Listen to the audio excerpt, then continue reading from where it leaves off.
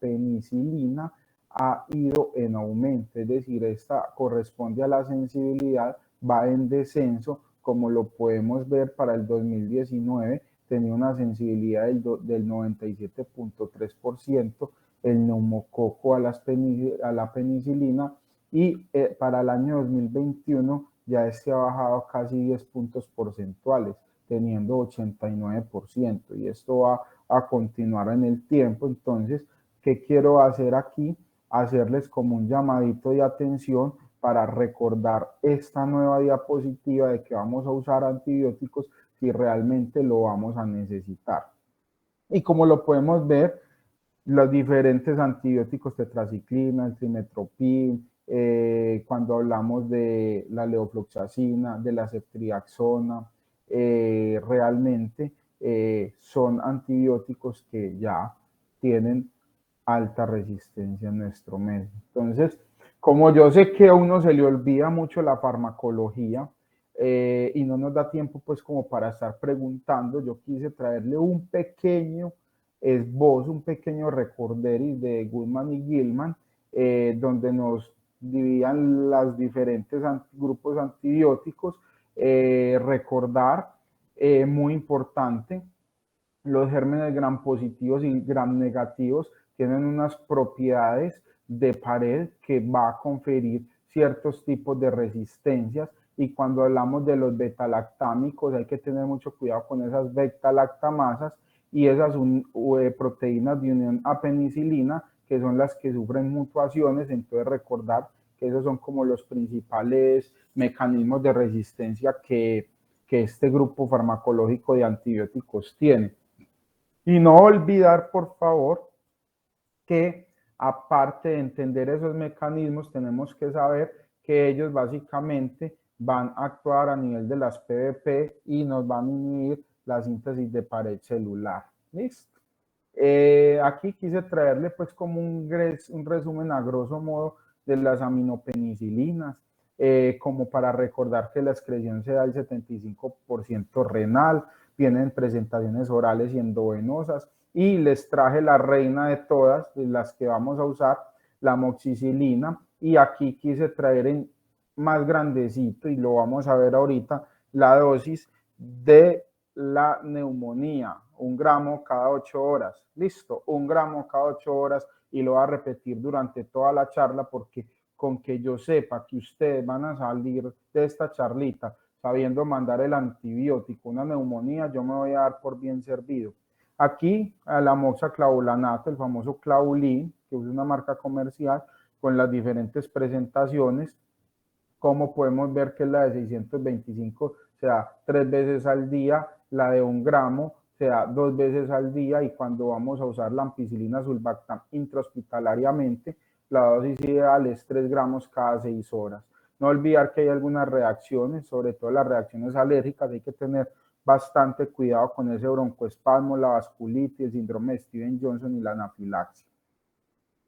Aquí quise traer el grupo de las cefalosporinas, recordar que hay diferentes, primera, segunda, tercera, cuarta generación, recordar que hay algunas cefalosporinas que tienen algunas propiedades antiseudomonas, como la ceftazidima, con anti-MRCA como la ceftarilona.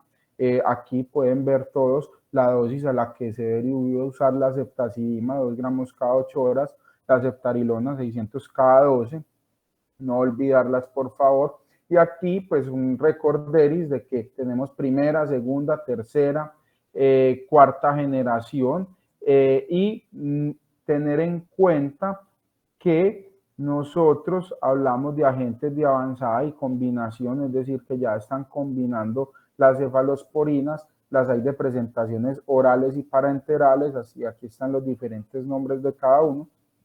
No olvidar la cefalotina, la cefazolina, que son como las que más usamos generalmente de primera generación, también la cefalexina, que es esa oral que nosotros mandamos mucho también, las de segunda generación.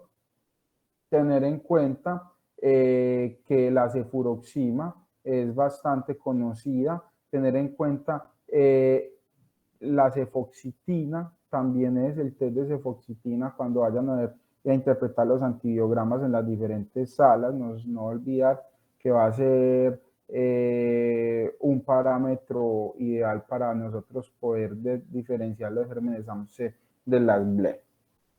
Ahora las de tercera generación, la ceftriaxona, que pues supongo que todos la conocen, la de cuarta generación, el cefepime, que yo me imagino que también todos por lo menos la han escuchado, y los de avanzada, que viene a ser la ceftarilona. Bueno, hablando un poquito de la biodisponibilidad de ellas, pilas que la excreción es renal, tener en cuenta esa parte. La dosis puede ser esta 500 cada 8, 1 gramo cada 8, dependiendo la patología a la que yo me enfrente. Oral, endovenosa o intramuscular son las principales presentaciones.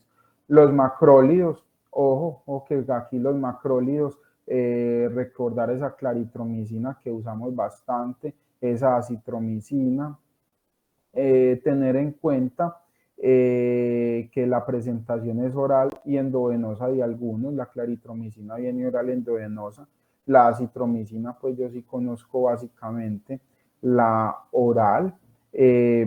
A tener en cuenta entre las reacciones adversas, esas arritmias cardíacas, y mucho cuidado con ese QT, y no olvidar que actúa pues a nivel de la subunidad 50 desde el ribosoma. Las quinolonas, estas son las que menos les voy a mencionar, digamos que por esas alertas que nos han dado la FDA, por los riesgos de que esta es una herramienta fundamental cuando tenemos una tuberculosis y es resistente. Entonces digamos que nosotros nos pegamos de las quinolonas respiratorias que llamamos. Entonces la idea es no generar mucha resistencia en ellas, pero saber que están, que tienen indicaciones específicas. Ahorita le voy a mencionar de pronto algunas, pero se podrían usar, pero con mucha precaución. No olvidar las dosis, por favor, muchachos, cuando estemos en sala, son 400 miligramos 2 veces al día. No olvidar ciprofloxacina cuando es endovenosa, 400 miligramos 2 veces al día. Cuando es oral, son 500 miligramos 2 veces al día. No olvidar que puede producir tendinitis, arritmias, entre otros efectos secundarios. ¿Cómo no mencionar las ureidopenicilinas? Ahorita en esa neumonía que les voy a dar, sí que las voy a hablar. La dosis es de 4.5 gramos cada 6 horas. Es de uso endovenoso, a vigilar mucho esa función renal. Le pega la pseudomona para que no se les olvide. Y también muy importante tener en cuenta que hay que tener un controlcito del ionograma, porque también puede bajar el potasio. Ese mecanismo por el cual esa piperacilina tazobactam baja el potasio, se los dejo como tareas, que si hay examencito de esto, muy probablemente se hace una pregunta que les caiga. Los carbapenémicos, hay de varios tipos. Sabemos que es digamos que tienen diferente, no un mecanismo de acción, sino diferente biotransformación. A la hora de hablar de resistencias, pueden estar asociadas carbapenemasas que nos tumbaría a todos completamente, pero cuando es por bombas de flujo o cierre de porinas, pues podríamos usar algunos específicamente. Las dosis aquí están presentes: el meropenem, 1 gramito cada 8 horas, el imipenem, 1 gramito cada 8 horas también, no olvidar esa parte. Y para terminar el recorderis de los antibióticos, no olvidar esas reacciones que pudiésemos presentar y poder saber cuándo vamos a catalogar a un paciente, por ejemplo, alérgico a las penicilinas. Entonces, saber que hay varios tipos de reacciones. Está la reacción leve no mediada por IgE, la reacción mediada por IgE, que esa es la que nos da la anafilaxia, el angioedema, las sibilancias, ese edema laringio. Entonces, muy importante dejarlo consignado en la historia clínica cuando nos presente. Ahora, las reacciones leves, esas que no son sino la erupción maculopapular solamente, tener en cuenta que no es medida por IgE como tal. Una forma de diferenciarlas es que la IgE es más jodida que la no IgE, y pues las graves, que ya tendríamos una NET, una necrosis epidémica tóxica, un síndrome de Stevens-Johnson. Entonces, no olvidar, por favor, ante una reacción alérgica, educar al paciente, decirle que informe en las próximas consultas, muy importante, porque generalmente las segundas reacciones son más severas que las anteriores. Entonces, ahora sí, para entrar en materia, vamos a ver las principales infecciones. Si por cosas de la vida no se me llega a escuchar bien o se me cae el internet, pues la presentación y demás, por favor, al representante que habló conmigo me escribe al WhatsApp. Entonces empezamos con otitis. Hay que recordar que hay otitis externa y otitis media. Esa otitis externa se podría diferenciar así a grosso modo en infecciosa y no infecciosa. Esa infecciosa de entre el 10 y el 70% está dada por el estafilococo aureus. La pseudomona no es nada despreciable, entre el 20 y el 60% es la que nos da la otitis maligna. No se les olvide, por si de pronto les cae preguntica, ¿quién causa la otitis maligna? La pseudomona originosa. Y vamos ahorita a saber cuál es el tratamiento que le vamos a dar. Y la no infecciosa, que se da por dermatitis seborreica, el eczema y reacciones alérgicas como tal. La clínica, yo sé que este no es lo fundamental para esta charla, pero recordad que el 95% se presentan como una otitis externa. Estos pacientes tienen un proceso autolimitado, el cual más o menos entre 48 y 72 horas va a estar resuelto, y que principalmente va a ser por virus, pero tener en cuenta que cuando hay una complicación, ojo que el 90% es dada por esa pseudomona. Listo. Entonces no olvidar esa parte. Ojo que los factores de riesgo van a ser ancianos, inmunosuprimidos, esos diabéticos mal controlados que también son inmunosuprimidos. Y pues básicamente aquí les quería traer como unas foticos como para que vieran más o menos uno cómo mira al otoscopio. Eso, aunque vuelvo y les digo, este no es el objetivo de la charla, sino esta parte que es el tratamiento. El tratamiento son antibióticos tópicos y corticoides tópicos también. Cuando yo hablo tópicos es porque le vamos a mandar goticas para el oído, y tenemos de varios tipos y con varias composiciones, unas que tienen neomicina, polimixina e hidrocortisona, y las otras que tienen ciprofloxacina y esteroides. Normalmente nosotros deberíamos ordenar de 2 a 3 gotas por cada oído cada 8 horas. Listo, 3 goticas cada 8 horas, no se les olvide. Entonces aquí tenemos el fixamicin, que este tiene neomicina, hidrocortisona y colistina. Tenemos el fixamicin de hexacipro, que este tiene ciprofloxacina. Si se acuerdan, ¿quién es el que da la otitis maligna? La pseudomona. ¿Y quién le va a pegar aquí a la pseudomona? La ciprofloxacina. ¿Listo? Entonces, ojo con esto. ¿Listo? El Otosec, que también tiene ciprofloxacina y esteroide, y Aceoto Plus, que tiene ciprofloxacina y fluocinolona, que es un esteroide. Entonces aquí pues son muchas las goticas para el oído. Quise traerles como estas presentaciones. Ninguno de esos laboratorios me pagan para mí absolutamente nada, ni siquiera conozco los representantes, pero es muy importante porque pues ya ustedes son médicos internos y van a tener que irse familiarizando con las diferentes combinaciones. Ahora, cuando yo voy a hablar de una otitis media, pues yo tengo que hacer ciertas diferencias. Si es una otitis media aguda o si es efusiva, esa parte pues no voy a a mencionarlo mucho, pero recuerden que la efusiva generalmente va a tener como un cierto derrame, cierta secreción, el oído hay que mantenerlo seco y esta fotico que les traigo es para que no se les olvide al momento de hacer una otoscopia qué es lo normal. Y esto, muchachos, es lo normal. Esto es una otoscopia normal. Uno se enfoca solamente en ver lo patológico, pero resulta que lo que más vemos nosotros son otoscopias normales. Entonces, esto es lo que ustedes deberían ver.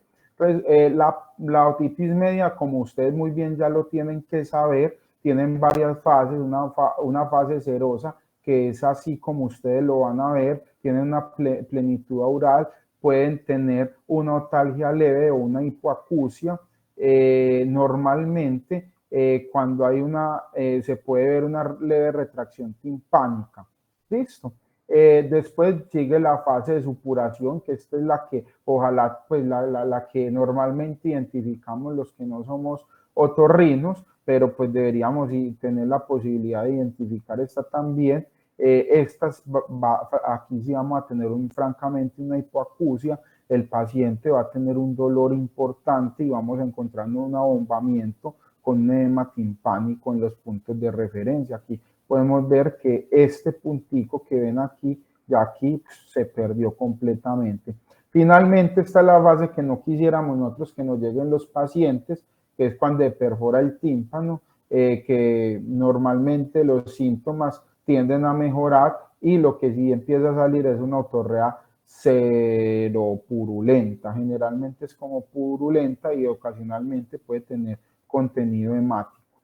Y la última fase, que es la fase de restitución, que es cuando ya vuelve y se sana esta herida, por así decirlo. No necesariamente nosotros tenemos que pasar por todas las fases, pero tenemos que saberlas identificar, por eso les quise traer las foticos para que lo puedan ver y puedan más o menos saber en qué fase está. Ahora, a lo que vinimos, ¿qué tratamiento le vamos a ofrecer? Entonces, para ofrecer tratamiento tenemos que saber las metas. La principal es eliminar la infección, seguida de aliviar el dolor. ¿Con qué? Con analgésicos, acetaminofén, ojalá solito, pero si nos quedamos corticos, que generalmente el ibuprofeno podemos echar uso de eso, 400 miligramos cada 8 horas o 800 miligramos cada 12. Pilas con evitar el uso inapropiado de antibiótico, vuelvo y lo voy a seguir repitiendo, con unas tasas de resistencia, y la finalidad del tratamiento de esto es prevenir complicaciones como que una mastoiditis aguda, un absceso o inclusive una meningitis como tal. Nosotros extrapolamos muchos estudios de los niños. En adultos realmente, si bien hay estudios, hay más sobre todo de los niños, pero yo quiero dejarles aquí claro y se me olvidó señalarles esta partecita, que si bien en los niños dicen las guías que uno debería esperar 48 horas y mira, en los adultos no se espera porque tienen más tasas de complicaciones para el uso del antibiótico. Entonces, si nosotros detectamos la otitis y suponemos que es bacteriana, iniciamos antibiótico de una vez. La primera línea va a ser la amoxicilina, 500 miligramos cada 8 horas. Si tenemos factores de riesgo de resistencia, podemos usar la moxaclavulanato, una dosis de 875-125 para que se lo aprendan, 1 gramo cada 12 horas. Normalmente este tratamiento deberíamos mandarlo por 10 días. Y este sería como el algoritmo. Entonces, una otitis sin factores de riesgo de nada, el paciente no ha recibido antibiótico ni nada, 500 miligramos cada 8 horas. Pudiésemos usar en esas otitis que están bastante severas, paciente muy febril, muy sintomático, tiene factores de riesgo como inmunosupresión y demás, 1 gramo cada 8 horas por 10 días. Esto está avalado en algunos estudios y definitivamente la literatura gringa si nos dicen, venga, si hay la forma, empecemos con amoxicilina más ácido clavulánico, 1 gramo cada 12 horas. Como podemos ver, todo es por 10 días. No, realmente hay estudios que dicen de 5 a 10 días, pero los mejores resultados en este tipo de infección se logran es teniendo 10 días de tratamiento. Y no se les olvide que entre los objetivos es prevenir nosotros la Complicaciones. Finalmente, cuando los pacientes tenemos que tienen una alergia leve a las penicilinas, específicamente a la amoxicilina, cuando nos lo refieren, podríamos usar cefuroxima, 500 miligramos cada 12 horas por 10 días, y cuando vemos que no hay mejoría pese al tratamiento, que esto lo determinamos más o menos a las 72 horas o que definitivamente a los 5 días de estar dando tratamiento antibiótico no nos mejoró, podríamos usar la ceftriaxona a dosis de 1 gramo intramuscular, puede ser 1 o 2 aplicaciones, es decir, dosis única o repetir esa dosis al siguiente día. Cuando tenemos una alergia severa a las penicilinas, pues la idea es iniciar con acitromicina 500 miligramos cada día por 3 días o claritromicina 500 miligramos cada 12 horas por 10 días.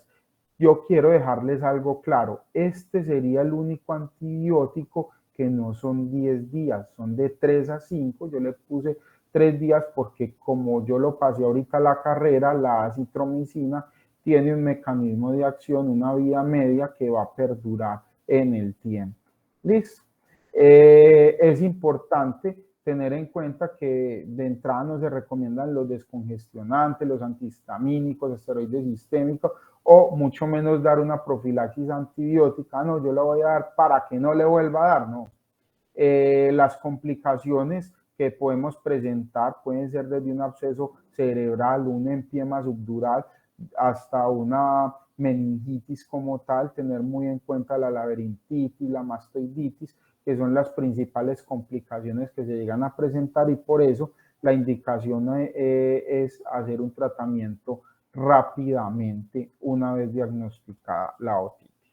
Hablando ya un poco de amigdalitis, típicamente se han hablado de estos criterios, sobre todo en los niños, que nos dan unas puntuaciones y nos marcan un riesgo de infección estreptocóxica. ¿Qué dice la literatura gringa? Yo ojalá hacerle un estudio, un test rápido para estreptococo a mi paciente, a ver si de pronto lo tiene o no lo tiene, y guiar mi tratamiento.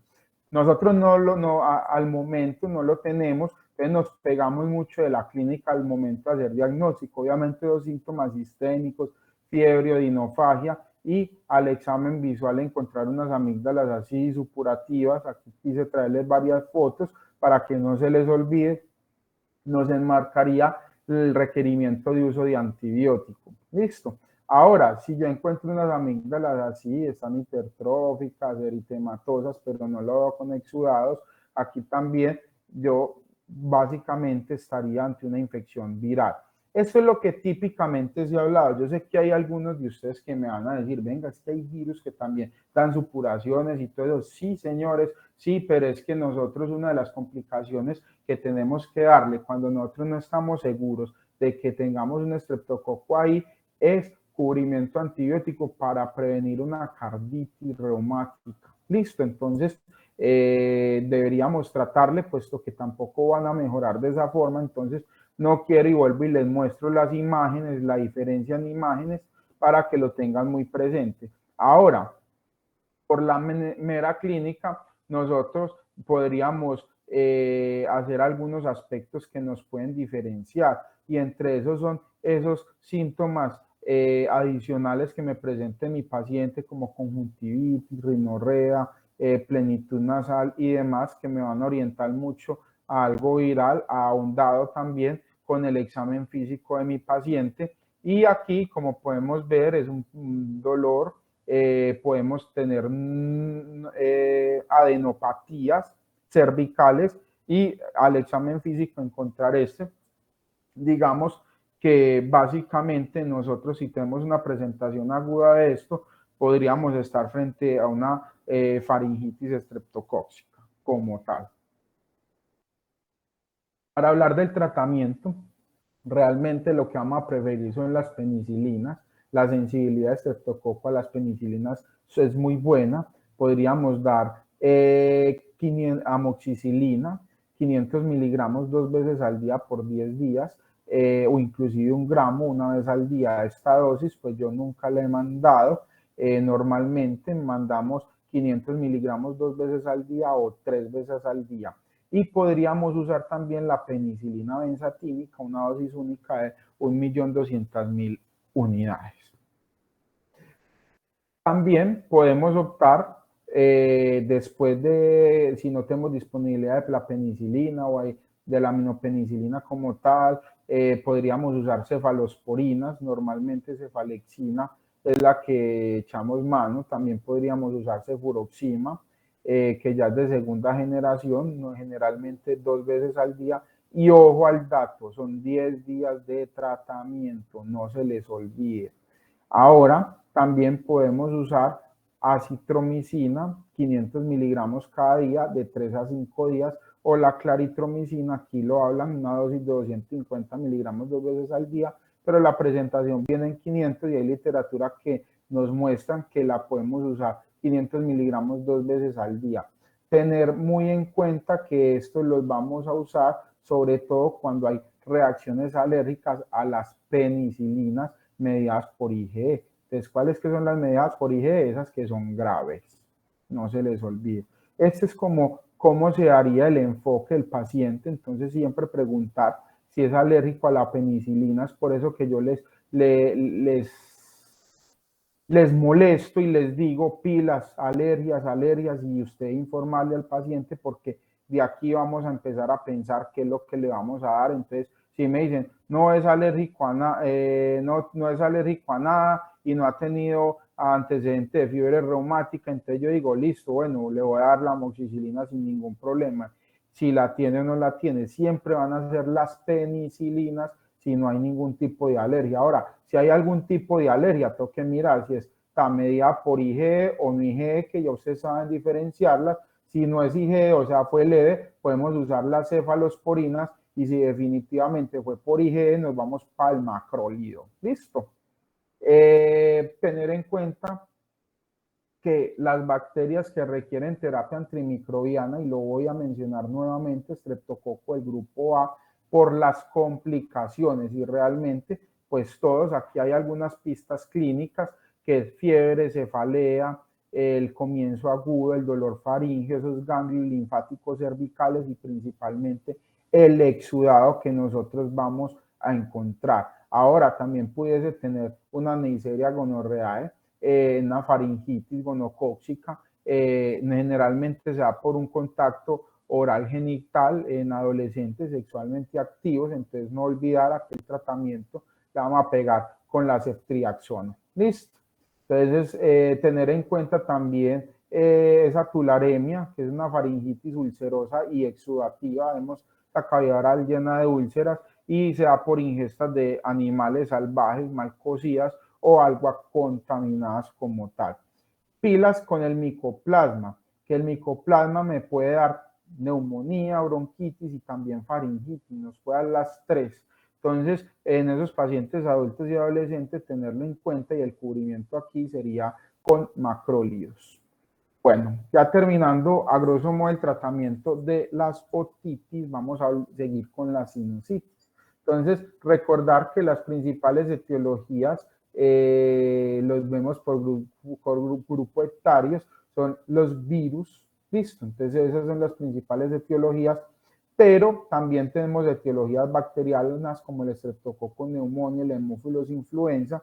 Tenemos también por hongos, las sinusitis fúngicas, pueden ser invasivas o no invasivas. Las no invasivas normalmente se dan por el Fusarium, la invasiva por el Aspergillus fumigatus, y los mucorales como la mucormicosis, que esta pues hay que hacerle un tratamiento rápido porque no el paciente va a tener un desenlace fatal. Entonces, hay que tener en cuenta que que alrededor del 2% se pueden sobreinfectar. Aquí es una clasificación dependiendo del lugar donde nosotros hagamos la sinusitis, si es el etmoidal y el fenoidal, la sobreinfección es por el estafilococo. Listo. Si son los senos frontal y maxilar, pilas con el Streptococcus. Entonces, tener en cuenta como esa diferenciación. Y cuando tenemos una rinosinusitis complicada, principalmente pensar en esos anaerobios y en el Streptococcus viridans, sin olvidar pues también el estafilococo. Los signos clínicos no me voy a detener aquí, pero recordar esa obstrucción nasal, esa descarga purulenta posterior, ese disconfort, esa presión facial que los pacientes sienten, fiebre, fatiga, y generalmente los pacientes pueden tener hiposmia o anosmia, cefalea, tienen halitosis y sensación de presión o dolor en los dientes. Al examen físico ya sabemos todas las maniobras más o menos, deberíamos de reproducir el dolor, hacerle una rinoscopia para ver el escurrimiento que podemos tener posterior, inclusive también aquí la revisión del escurrimiento posterior que lo deberíamos encontrar a ese nivel. ¿Cómo diferenciar una sinusitis viral y bacteriana? Quiero que se centren aquí. Pilas, que una rinosinusitis de más de 10 días con rinorrea purulenta, eso ya se sobreinfectó. Entonces hablamos de una tríada que da una muy buena sensibilidad y especificidad, que es la obstrucción nasal, la sensación de presión o dolor facial y la rinorrea purulenta que dure más de 10 días. Pero ojo, que si tenemos síntomas, mucho dolor, temperaturas de más de 39 grados centígrados, nos podemos estar orientando a que la etiología es bacteriana. Aquí hay algunos criterios de la ICHA del año 2012, del EPOS del año 2020, y nos dice que 3 de 5 no hacen diagnóstico y viene a ser la fiebre mayor a 38, un dolor intenso, una enfermedad bifásica, es decir, empezó y se le quitó y volvió y le dio la elevación de la PCR y la BCG y un aumento de la purulencia en la rinorrea. Si usted tiene 3 de estos, mis muchachos, a cubrir antibiótico, listo. Una sensibilidad, especificidad, si bien la sensibilidad es del 81%, la sensibilidad, o sea, la capacidad de detectarlo, va a ser más bien baja, el 66%. Entonces, no olvidar, síntomas unilaterales también, eso nos aumenta aún más la sensibilidad. Tener los signos de alarma muy claros para derivar esos pacientes, paciente que me esté viendo doble, con una diplopía, que tenga una oftalmoplegia, que me hable de una disminución de la agudeza visual, que tenga una parálisis de algún par craneal, cefalea muy intensa, una proptosis, un exoftalmos, nosotros esos pacientes deben de estar en manejo hospitalario. El tratamiento entre el 40 y el 80% se den de forma espontánea a los 15 días, la mayoría es un tratamiento que le damos sintomática, pero la antibioterapia tenemos que darla sobre todo a los pacientes que tengan riesgo de complicaciones. ¿Y cuáles son los que sospechemos una etiología bacteriana como la que le acabé de mencionar? Entonces, cuando yo hablo de tratamiento sintomático, básicamente son analgésicos y lavos nasales. Los esteroides inhalados han mostrado cierta mejoría, se pudiese usar. Cuando yo voy a hablar que voy a mandar antibioterapia, tenemos que ver que el paciente se beneficie, que tenga una sobreinfección, pilas, que si no hay mejoría después de 10 días de una terapia conservadora o presenta una patología difásica, es decir, se mejoría después le volví a iniciar, estos pacientes se van a cubrir. La primera línea va a ser el amoxicilina con ácido clavulánico. Cuando es alérgico podemos usar la clindamicina o la doxiciclina. ¿Listo? Duración, 10 días de tratamiento. Las ICHAS nos recomiendan que no debemos usar la amoxicilina sola. Listo, entonces la idea en estos pacientes, si es de entrada, usar amoxicilina y ácido clavulánico. Ahora ustedes me dirán, venga, estoy haciendo rural en un pueblo donde no, aquí ni siquiera saben qué es amoxicilina y ácido clavulánico. Pues si no hay más, dele amoxicilina, que eso es lo único que usted va a tener a la mano. Listo, 1 gramo cada 8 horas, eso sí. Ahora, aquí en rojo lo pongo que son las quinolonas, como el levofloxacino o el moxifloxacino, se deberían reservar para casos que estén graves o cuando ya hayamos tenido alguna falla terapéutica como tal. Los macrólidos son una opción, en vez de, si no tenemos amoxicilina y ácido clavulánico, mandarle claritromicina o acitromicina a mis pacientes, esto sería una opción razonable. Las embarazaditas, si les toca, amoxiclavulanate es categoría B, y si es alérgica a la acitromicina también es categoría B. Pilas con esa doxiciclina, es clase D, no la vayan a mandar. Y la quinolona es clase C, pues yo tampoco la mandaría. Cuando yo tengo un fracaso de tratamiento, cuando ustedes ya le mandaron al paciente su medicación y a los 3 días o 5 no ha presentado nada de mejoría o está empeorando. Entonces, no olvidarse que van a sospechar resistencia bacteriana, van a evaluar si esas dosis que ustedes mandaron si están adecuadas, y si hay de pronto alguna anomalía estructural, aquí se estaría indicado mandar un TAC, y que de pronto la etiología no sea infecciosa o se esté ante una complicación.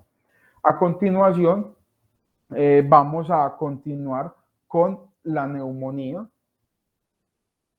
En esta sí me quise extender un poquito porque es de lo que ustedes más van a ver, y quiero que no se les olvide algo, que cuando un paciente no se trata bien para una neumonía, ese paciente tiene un 50% de probabilidad de que termine muerto. No se les olvide eso. Listo. Y ese tratamiento se cuenta desde la primera atención médica. Acordarse la clasificación de la neumonía adquirida en la comunidad es cuando yo la adquirí en un ambiente extrahospitalario, no tengo nada que ver con el hospital, pero si el paciente entró por cualquier causa y a los 2 días empieza con síntomas y fiebre, pues yo diría, esta neumonía puede ser adquirida en el hospital para pensar en los gérmenes hospitalarios. Y cuando son pacientes que están intubaditos, después de 48 horas, yo digo que esto es una neumonía asociada al ventilador. Ya las neumonías no se puede hablar de que son asociadas a la atención en salud. Entonces, si de pronto les llegan a preguntar eso en el examen, ustedes saben que la falsa es que no están asociadas a la atención en salud. Eso no se puede usar. ¿Listo? Entonces, aquí a recordarle, cuando un paciente llega a una unidad de cuidados intensivos con una neumonía, la mortalidad va a llegar hasta el 50%. Y pilas que hasta el 25% se van a morir con tratamiento intrahospitalario, y hasta un 5% esos que mandamos para la casa con tratamiento. Esto es sacado de una revisión de Nature del año 2021. Entonces, no olvidarlo. Estas son estadísticas que no me voy a detener en esto, solamente quiero mencionarles que en los Estados Unidos el principal agente bacteriano es el neumococo, y en los virus el rinovirus, a estadísticas previas al COVID, porque pues con el COVID sabemos que esto se disparó, pero pues teóricamente ya se está tendiendo a estabilizar. Ahora, estadísticas europeas, vuelve y juega, el estreptococo neumonía es el principal agente, y aquí sí nos dividen de pronto de una forma más práctica entre si es influenza o no es influenza en los virus. Entonces podemos ver que la principal causa es la influenza. Ustedes me van a decir, venga, ¿qué diferencia en epidemiología? Y yo es para que no olviden que la vacunación en los Estados Unidos es el doble que en Europa, y ahí se ve reflejado cómo podemos ver que no hay una diferencia tan sustancial en el neumococo como si lo vemos aquí, que el neumococo sigue siendo la principal causa, y en la influenza, que es esa vacunita contra la gripa que todos nos ponemos, aquí en Colombia inclusive, vea cómo hace la diferencia, como encontramos que allá ni siquiera es el principal agente etiológico. Entonces no se les olvide mandar a vacunar los pacientes. Ahora sí, una vez teniendo eso muy claro, hablar del tratamiento que nosotros le vamos a dar a nuestros pacientes con neumonía. Entonces, hay esta tablita en la guía de neumonía del año 2013, que es la colombiana, que nos hablan de algunos factores de riesgo para diferentes gérmenes. Como les dije ahorita, esa fotico que tomaron, si es gram positivo, gram negativo, a ver con qué es que yo lo voy a cubrir. Entonces, tener en cuenta que es Streptococcus pneumoniae, resistente a penicilinas, lo vamos a encontrar sobre todo en pacientes que realmente tuvieron uso de beta-lactámicos en los últimos 3 meses, también en los adultos mayores, si tienen múltiples comorbilidades y si el paciente tiene una inmunosupresión por cualquier patología, incluyendo la medicamentosa, ahora que ya se está viendo tanta tratamiento reumatológico y demás, que con unos corticoides a una dosis de más de 10 miligramos por día de prednisona o su equivalencia, esto ya se considera una inmunosupresión. Los pacientes tienen riesgo de haber adquirido la neumonía por un bacilo entérico gram negativo si el paciente tiene disfagia o riesgo de aspiración. Y esos pacientes que son de hogares geriátricos también se les enmarcará, si pues cumplen factores de riesgo para esto también, y enfermedades cardiopulmonares de base.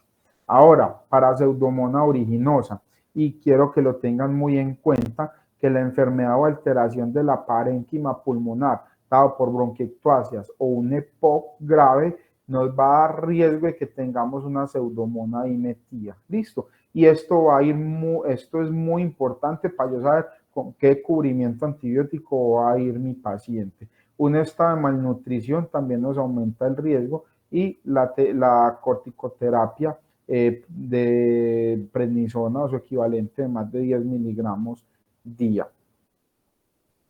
Adicional a esto, un paciente que haya recibido antibiótico de amplio espectro en el último mes también tiene un factor de riesgo para Staphylococcus aureus. Esos pacientes que tengan accesos venosos crónicos, por ejemplo, los pacientes que tienen hemodiálisis, que tienen su catéter ahí, pacientes que tengan abuso de drogas y que estas sean intravenosas. Si tuvimos una influenza previa, tener en cuenta que tenemos riesgo para tener una estafilo, y adicional a esto, cuando tenemos una neumonía necrotizante asociada a una infección de piel y tejidos blandos, también sospecharlo. La legionela, esta es una patología, perdón, patología no, esta es un agente etiológico que se da principalmente en aquellos pacientes que estuvieron riesgo a adquirirla por medio de partículas aerolizadas. Ella se transmite por medio de agua aerolizada. Todos los pacientes que vengan de cruceros, que allá se ve mucho el agüita aerolizada, o pacientes en una oficina con los aires acondicionados, que se presenten en general, que digamos que hay 2, 3 personas ahí enfermas de lo mismo, podríamos estar pendientes que no vaya a ser una legionela. Ahora, en pacientes jóvenes y que me cursen con síntomas gastrointestinales y neurológicos concomitantes, tendríamos que tener también muy presente la legionela. Las guías americanas sí me dicen que los factores de riesgo yo los debería hablar solo para Pseudomonas inmersa principalmente, y que tener en cuenta que si hay algún aislamiento de un MRSA, una pseudomonas en el último año, o el paciente tuvo una hospitalización reciente o antibioterapia reciente en menos de 90 días, tener en cuenta que estos agentes etiológicos pueden estar inmersos en la etiología de la infección. Aquí es como a recordar los signos y síntomas de la neumonía, que no me voy a detener allí, que nosotros deberíamos tener una imagen para poder hacer el diagnóstico, es clínico, radiológico, el diagnóstico de neumonía. Cuando yo no encuentro una consolidación clara, yo puedo ayudarme de una tomografía que me aumenta la sensibilidad de poderla encontrar, siempre buscando el broncograma aéreo, y ya la clasificación de dónde lo voy a tratar lo hago mediante el CUR 65, en su defecto el CRB 65. Definir si mi paciente va para una unidad de cuidados intensivos o no. Y aquí ya voy a detenerme porque esta parte sí empieza lo del tratamiento. Entonces yo enfoco a mi paciente con que tiene una neumonía, le hago la clasificación CUR 65, CRB 65 y miro su saturación con esto con un manejo ambulatorio y finalmente si mi paciente queda, tengo criterios para dejarlo hospitalizado, definir si es candidato a una unidad de cuidados intensivos o a una sala general para poder definir aquí mi uso de terapia antibiótica. Normalmente cuando vamos a empezar el tratamiento antibiótico nos vamos por el germen más común junto con los perfiles de resistencia si los tenemos y factores de riesgos como se los mencioné ahorita para gérmenes específicos. Entonces la guía colombiana nos dice que si yo tengo un paciente sin factores de riesgo y que va a ser manejado ambulatoriamente porque el CURP 65 me dio 0,1 punto si no está desaturado, yo lo puedo manejar solamente con amoxicilina, 1 gramo cada 8 horas por 5 a 7 días.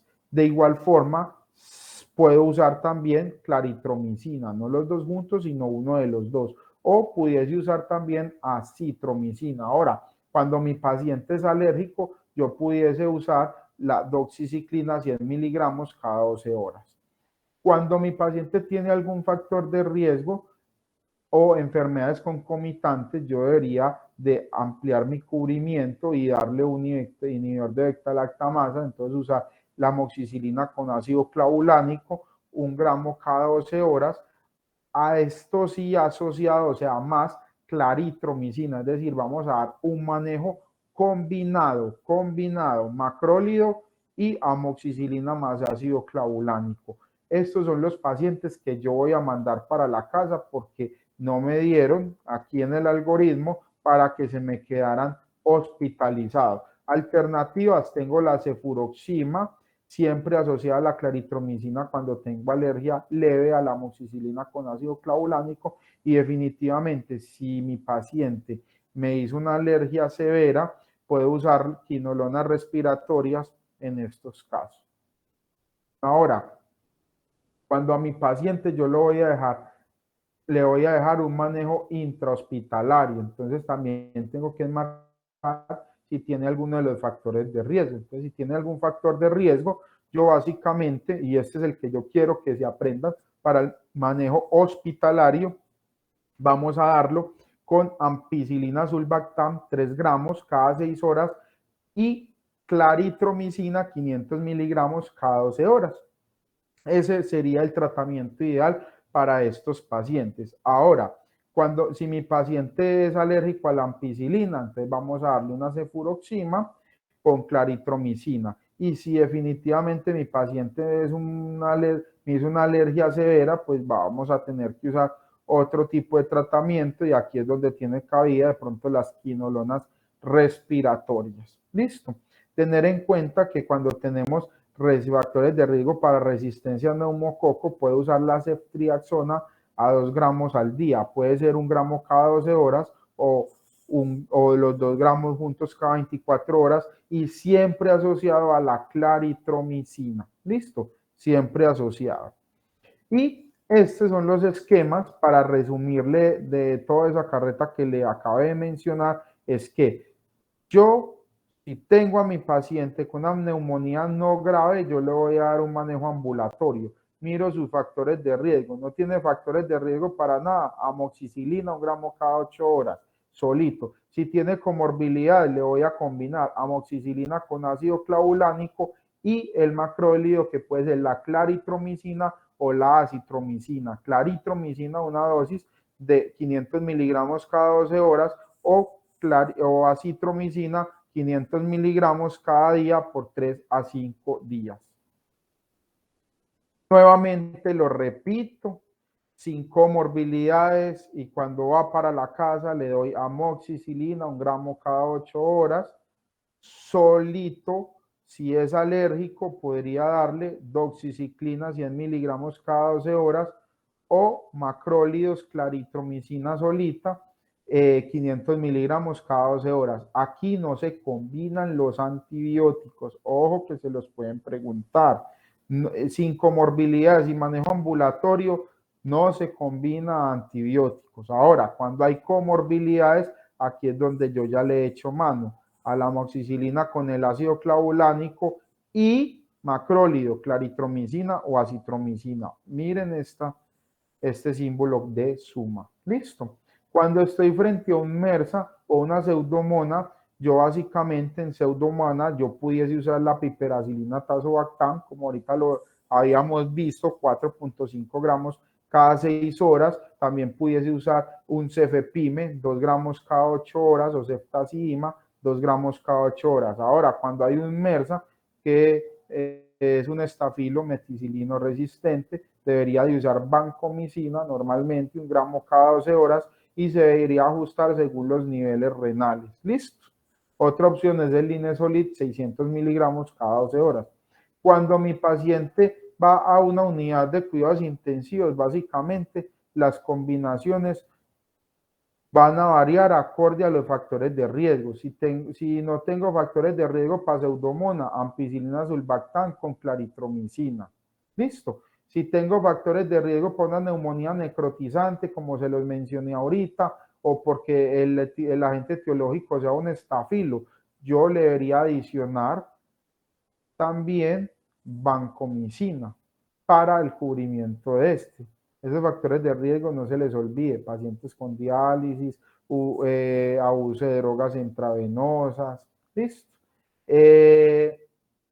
Cuando tengo factores de riesgo para pseudomonas, le voy a coger a mi piptazo y con claritromicina. Listo. Otra opción es no piperacilina tazobactam, sino cefepime con claritromicina. Listo.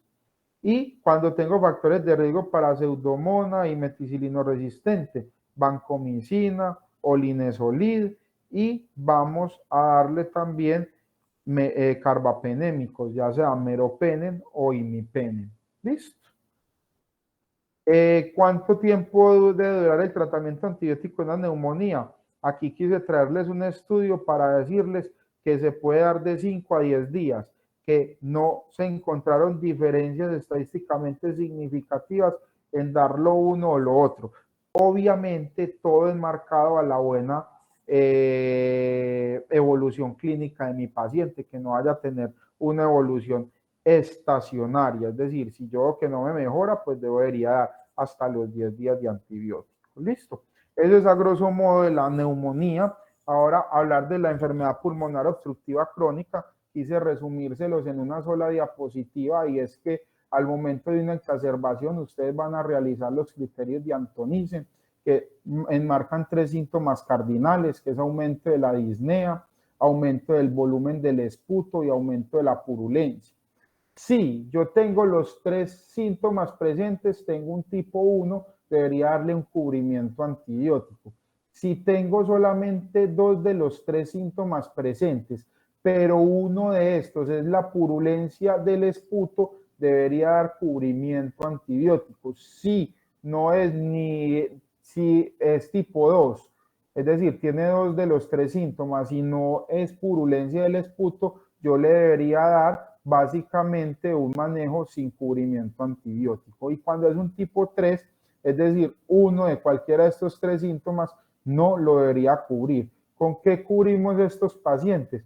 Pues tenemos que ver cómo está la arquitectura de su pulmón, que no vaya a tener bronquiectasias, que no sea un EPOC clasificado como grave, y si no cumple estos criterios, pudiese usar amoxicilina o amoxicilina con ácido clavulánico, pero si me lo cubre, debería dar un cubrimiento antiseudomónico. En estos pacientes, a diferencia de la neumonía, yo necesariamente no tengo, si no tengo una consolidación que me diga tiene una neumonía, no debería de cubrir con tratamiento dual, es decir, amoxicilina, ácido clavulánico y claritromicina si es ambulatorio, o si es hospitalario, ampicilina, sulbactam y claritromicina, no, con uno de los dos bastaría. Y finalmente, el último tema que les quise traer hacia colación es la tuberculosis pulmonar. No olvidar que yo debo definir un caso que realmente sea una tuberculosis pulmonar, y esto lo puede hacer confirmado clínicamente o bacteriológicamente. Esto tiene unos criterios. Idealmente yo debería hacer mi aislamiento bacteriológico, a no ser de que tenga una alta sospecha por criterios radiológicos, clínicos y exposicionales. Y una vez hecho yo mi diagnóstico de tuberculosis pulmonar, yo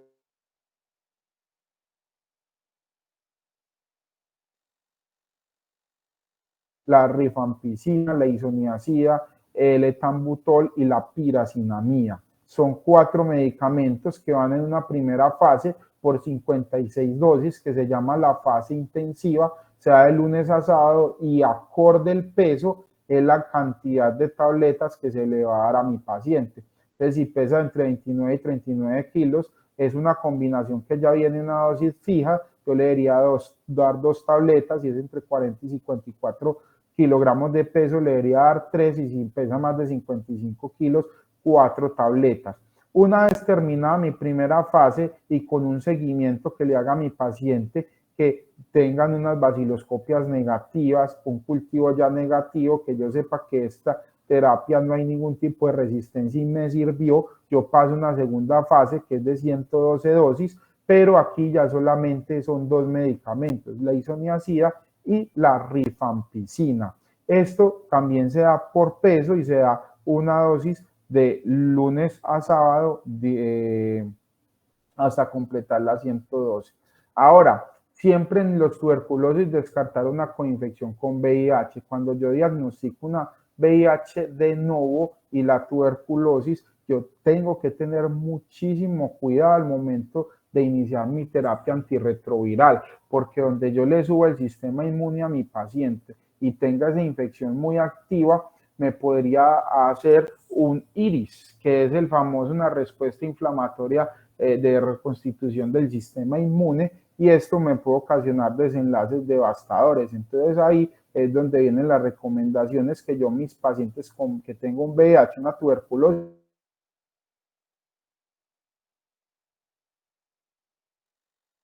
terapia antirretroviral, es decir, para el VIH, en las primeras 12 semanas después de iniciar el tratamiento antituberculoso. Pero si esos CD4 están por encima de 50, la idea es yo iniciar ese terapia antirretroviral después de 2 a 8 semanas para tratar de prevenir ese síndrome. Y este es pues con la coinfección que para el VIH, que se recomendaría que el tratamiento antirretroviral sea ese según la guía. Listo. Básicamente, eso era como el tema que yo les traté de preparar para hoy. Yo sé que fue muy denso, muy largo, todo el tratamiento farmacológico, y pues aún así yo quise traerle como algunos aspectos diagnósticos o para hacer un recorderis de cuándo se están enfrentando a las patologías, porque pues sería un tema muy general y yo hablándoles solo de tratamientos sin recordarles cómo hacían los diagnósticos y demás y las clasificaciones, me parecía de pronto un poco tedioso. No sé si tengan alguna duda, estoy presto a cualquier inquietud que puedan tener.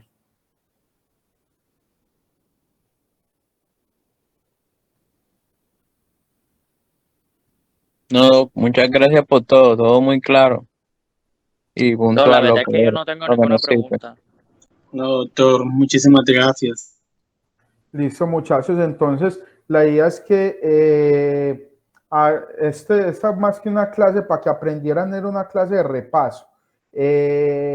Aprovechen estos últimos días, que ya se viene una etapa muy bonita, pero muy dura también, que es la etapa del internado, en lo que yo les pueda ayudar y apoyar en su proceso con el mayor de los gustos, lo voy a hacer en lo que competa solamente a medicina interna.